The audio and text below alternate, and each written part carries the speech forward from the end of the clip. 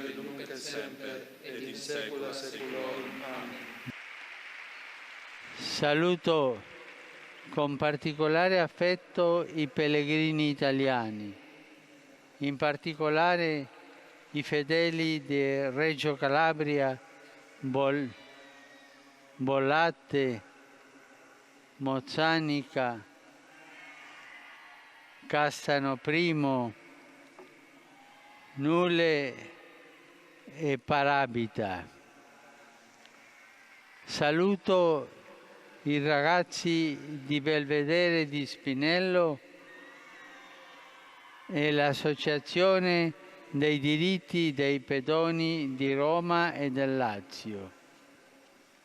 A tutti auguro una buona domenica e per favore non dimenticatevi di pregare per me. Buon pranzo e arrivederci.